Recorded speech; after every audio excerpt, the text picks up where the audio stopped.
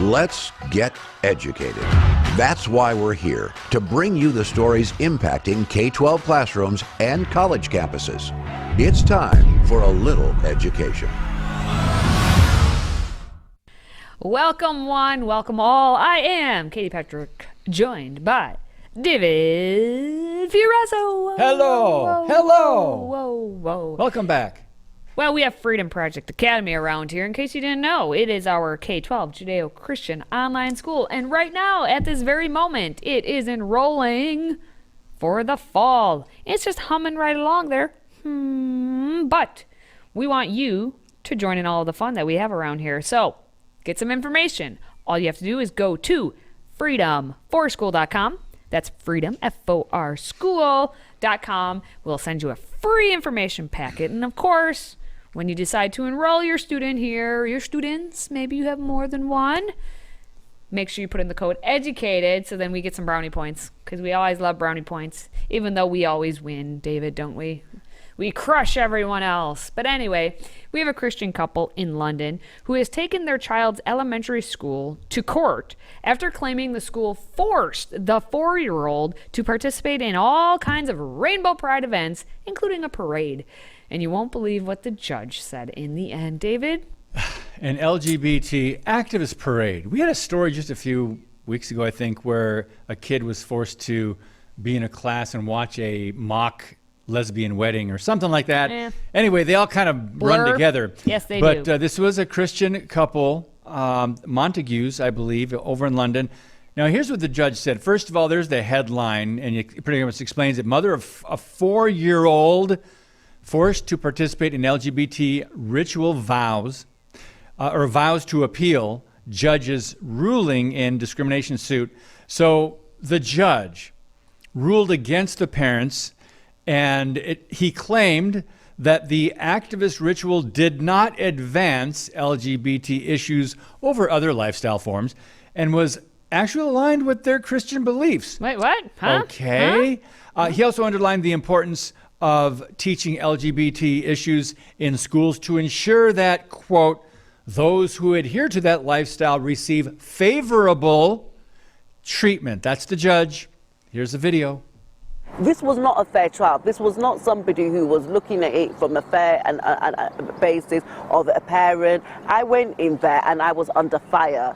I was questioned, I was interrogated, I was basically told what I should be thinking, what I should feel sorry for, and at no point did I ever see the same feelings towards the head teacher. I was quite shocked. I believed at the time the school was quite proud of its LGBT stance. It wanted to celebrate it, it was Pride Month, it was something that they felt very proud of. And even in response to the complaint, the school wrote back and said, this is something that, everybody's doing. There's nothing wrong with celebrating LGBT. Well, we get into the courtroom now and all of a sudden, nope, there was no LGBT. LGBT was just a mere mention of it, that some people come from different, families. Wow, what happened to tolerance? Oh, no. Katie, I guess not when it comes to Christian beliefs and individuals, and in this case, parents. So according to the London-based nonprofit Christian Concern, the Heavers Farm Primary School in South London held a Pride celebration in 2018. Parents were notified of the event only a few days in advance with a rainbow-colored invitation to attend, of course. And ahead of the event, young students were reportedly taught popular gay anthems, which they were ultimately tasked with singing while marching around the school to prepare for the event. Yep. This is how they do it. So it's not just the event, it's the build up and lead up, the promotion of all things LGBTQ and pride. If the LGBT community does one thing well, it's marketing. Yes. That's exactly how it convinces you, and by you I mean that loosely the universal you, like every brand company, every school, all the politicians.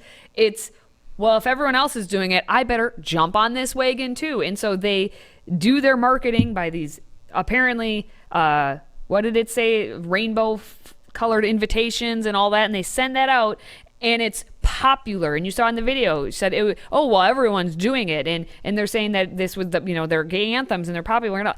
Because they say it's popular, that must mean it's right, and we must go by it. That's what they're saying. And that judge even made it seem like in the commentary that, well, this is actually what Christians believe too. Didn't you know? That's what all the cool Christians believe. Wow. You got to be popular as well with them. And that's where we're at. Right. In addition to the school's lesson plan, by the way, the school's lesson plan, kids were told to, they were required to create rainbow-themed art. And you heard that right. The school's lesson plan held out as an assignment to show support for the diverse, the equitable, the inclusive, Katie Petrick, LGBT community. So we've got a 38-year-old mom asking that her son be excused from participating in the ritual since she was concerned with him being involved in a public display of adherence to views which she did not accept. So if you're a Christian, conservative, Judeo-Christian, that if you have a biblical worldview and you don't believe your children should be subjected to these views because you don't accept them, that's your personal choice. That's, no, that's not allowed. That's not allowed. But here's the interesting thing, Katie. Also in this article, I found an interesting word. According to this Christian mom, school staff and administrators became hostile. Of course. Toward her. Why? Because she was questioning. Oh, I thought questioning was a good thing. I'm so confused. As I thought questioning was part of the was a good thing. I don't know. Alphabet soup. Nope, not anymore. No? Where's the tolerance for I'm questioning? So confused. Since we're talking about London, I do know overall in all of England and all of the UK for that matter, there are a lot of Muslim families. Yes. So, did they also have to make sure that they were all about this? Oh boy, you're gonna open up the a gay can anthems here. And the pride parades, or because it's only the Christians who had an issue that they are the hostile ones? I don't think I just wonder. You would force Muslims to go along with pride parades and gay-themed activities. No. I'm just wondering. I think they know better, and if they did object, they would say, oh, okay, your kids are excluded. But if you're a Christian, it's just kind of like you're allowed to discriminate against these parents or these families. Yeah, and of course, the simple fact that this is being shoved down the throats of the 4-year-olds shows you exactly how much worse it probably is at the older ages. Now, Mrs. Montague did say, and you indicated that she will appeal the perverse judgment which has made the evidence fit with the school's agenda. End quote from her. So we'll have to wait and see on that one, I guess. Well, the judge is on board. Oh, yes. You know, all things LGBTQ, just keep that locomotive going, plowing through the culture, plowing through the countries, the continents. Still to come, though. This is interesting. We've reported on Alfred Kinsey before, and now Indiana University's famed sexologist, his research center, the center named after him, developed by the child abuser, is finally having their purse strings cut. What? Cut public funding? All I can say is it's about time. That's next. Today's episode is brought to you by FreedomProject Academy. Take back your kids' education. FPA's fully accredited classical curriculum provides live, on-demand, and homeschool courses built on Judeo-Christian values. Request your information packet and save 10% on tuition by visiting freedomforschool.com. That's freedom, F-O-R, school.com.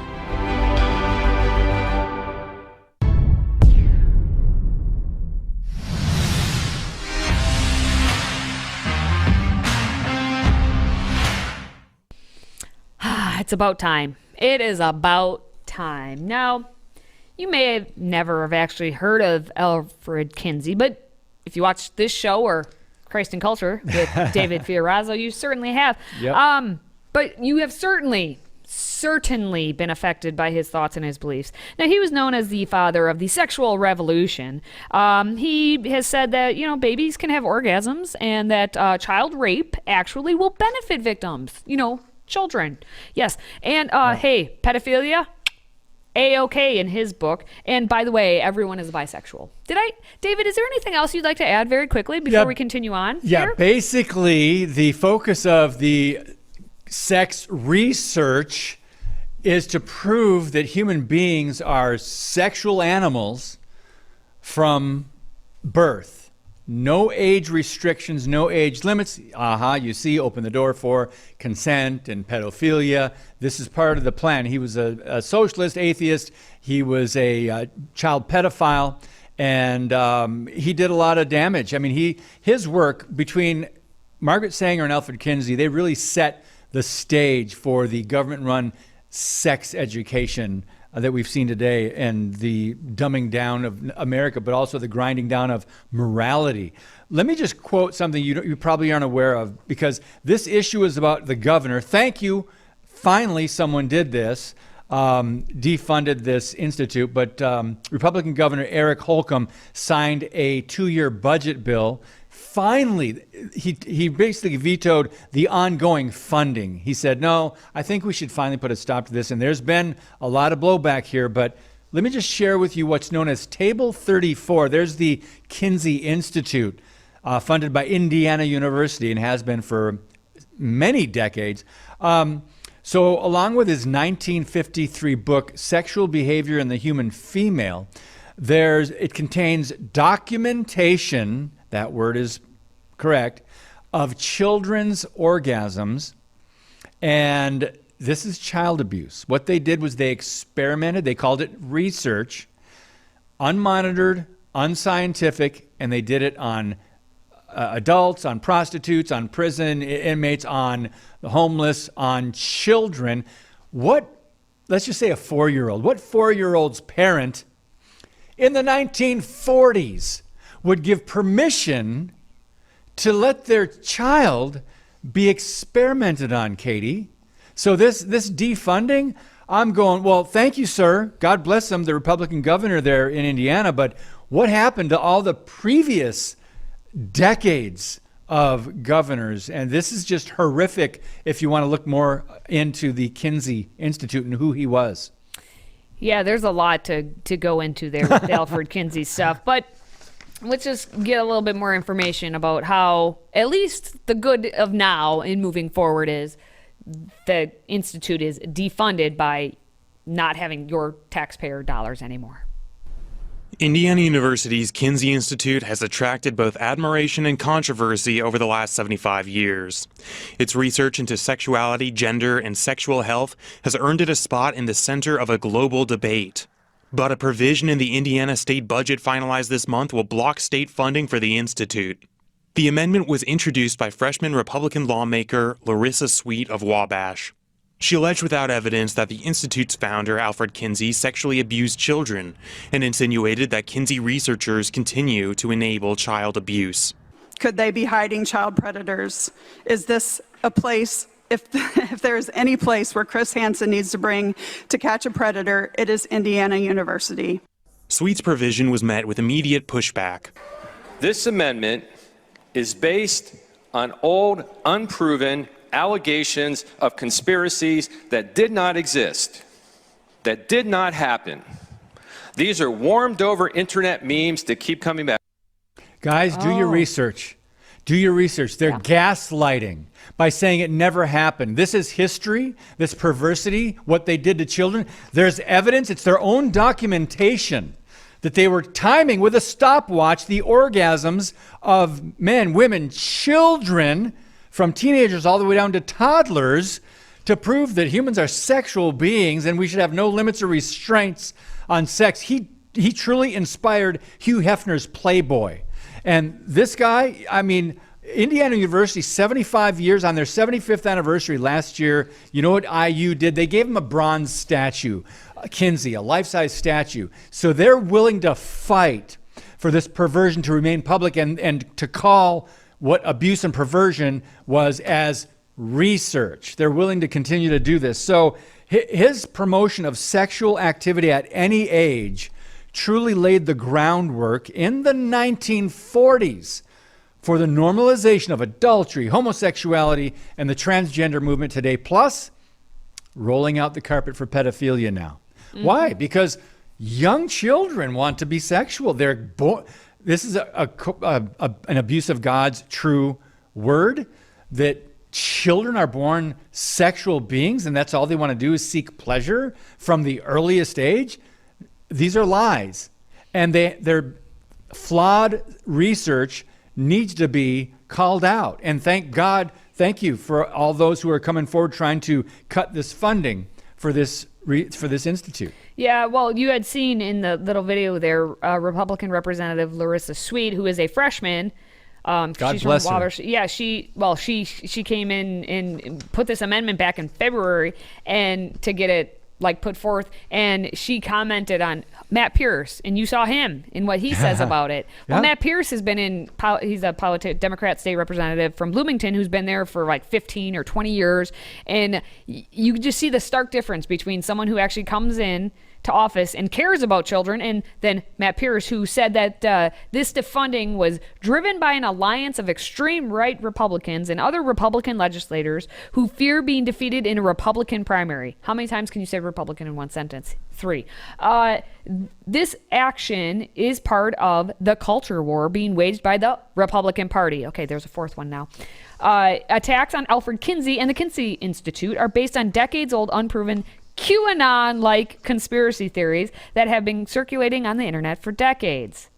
The alt-right Republicans want to undermine the Kinsey Institute because it uses scientific research to better understand human sexuality, and that undermines extreme Republicans' efforts to push gays and lesbians back into the closet and to make transgender people invisible. It is sad that Republicans who know better were unwilling to stand up to the most extreme elements of their party. That entire statement right there says all you need to know about people's hearts and actual intent. Yep. This has nothing to do with the Republicans or the Democrats. No. This has to do with our children. Yep. And if you don't actually love our children and you're putting out filth like this, then yes, of course you're going to probably worship for the idol that is Kinsey. This guy probably goes to the statue, bows down to it, and says, "Thank you, Alfred Kinsey. I hope to meet you in hell one day." This is a worldview war, and it's their side. They're willing to stand up and defend sex with no restraints. And Kinsey, one of his things he was trying to show is that it was psychologically harmful to wait until getting married before you had sex. That was one of the things he believed. And by the way, when he started his research, before he got into Indiana University, where did he start his research? In the attic of his home in Indiana, which that's horrifically led to what we consider pornography today. He started that before he got funded and before he got famous with his books on sexuality. So this guy is warped. It's a twisted worldview and it's dangerous, but yet you see how the left is willing to defend it. Yeah. Done for now. Good. All right, well, coming up, Purdue University, one of the top-rated campuses when it comes to all things LGBT, it's decided to increase the profile by spending mucho dollars on a special little crosswalk of theirs. Yes, that's next. Today's show is sponsored by our friends at MyPillow. Save up to 66% on pristine quality bedding, towels, slippers, signature pillows, and much more when you use the code EDUCATED. That's EDUCATED. Educated. Support this show and a great American company.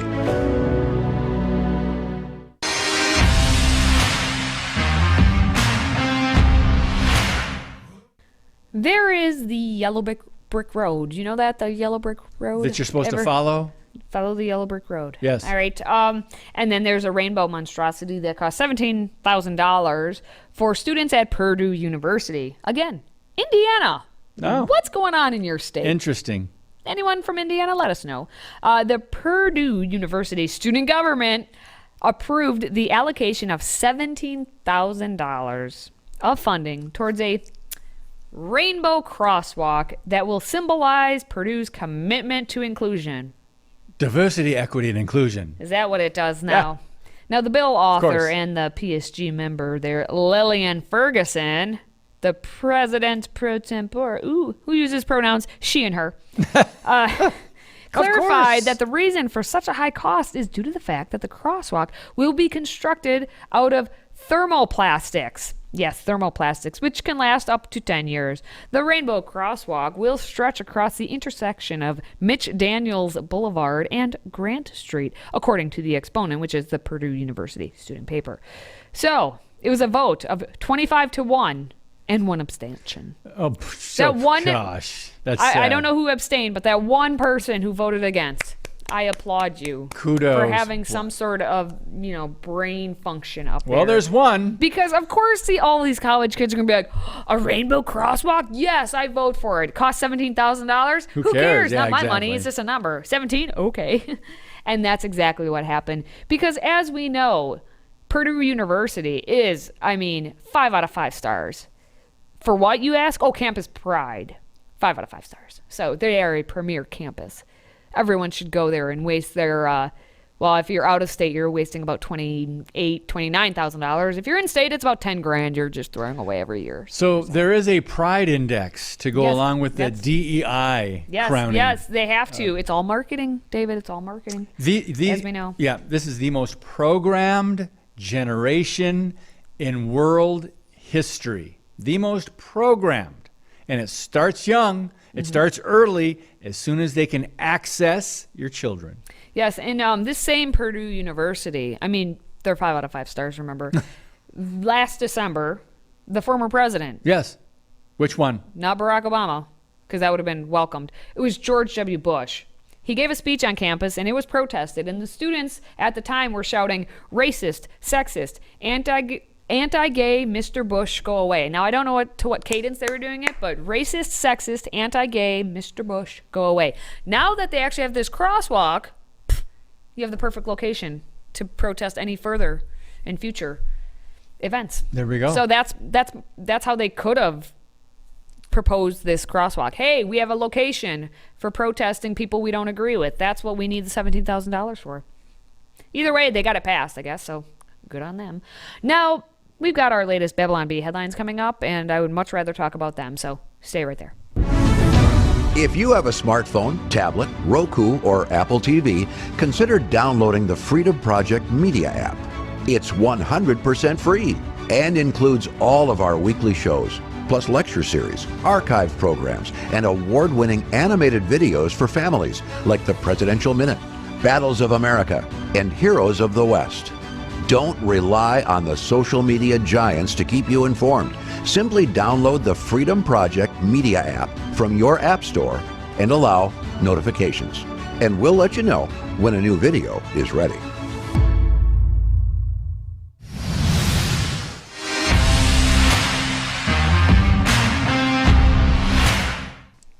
Before we wrap up this show for the day, let's take a look at everyone's favorite satire site, the Babylon Bee. Here are this week's top 5 Babylon Bee headlines. Okay, we've picked our favorite, and now we'll decide which one should be named Queen of the Hive. Let's start with, in latest gaffe, Biden signs an actual guy named Bill. Next, Biden reassures Americans that someone in his administration is probably doing something about the border. Next, Mayorkas heads to border to fire starter pistol when Title 42 expires. Next, I got a groan from Katie. Next, 1-year-old condemned for appearing in blackface after chocolate cake incident.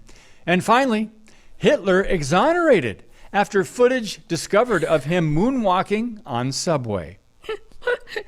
It's like, oh, Babylon Bee, what? Yeah. Katie, Yeah, some Hitler weird one's good. ones this week. Yeah, I'm guessing they wrote the two border ones together because Biden assuring someone's doing something about the border. Well, as we know, Mayorkas was there to be the pistol, light it for this starter pistol. That's pretty funny. I like that one just because it's probably true. I mean, they probably did a countdown and everything. It expires in 3, 2, or maybe they would say it in Spanish, but 3, 2, 1, and go. Cross the border. Just go. Just go be free. The border, the two on the border are a toss-up, but I'm leaning toward the one about Biden reassuring Americans that someone's doing something. Yeah. He doesn't know exactly what, but they're doing something. I did see a meme about who was it that raced down there to help with the paperwork and what they were doing there, registering voters at the border. So, which really probably is not a funny meme. It's probably actually true. That's the thing. In some places. As we continue to talk about, Babylon Bee gets these headlines right. The very first one about Biden signing an actual guy named Bill, probably gonna happen. I gotta sign Bill. Where's Bill? Where is he? And he'll just probably go. I'm Bill. I'm Bill, and he'll just sign. All right. Yeah, he'll probably sniff him while he turns around. But anyway. Oh gosh, that's gonna wrap it up. And at least for our headlines, and more satire next time, of course. Okay, well, if you're a fan of this show and you like the funny that you see, or you hate the funny that you see, either way, if you could just like and comment and share and do lots of social media type activities that is centered around this, we'd much appreciate it. Now, for David and myself, thank you for watching, thank you for listening, and thank you for supporting this show. Yes. Until next time, stay educated.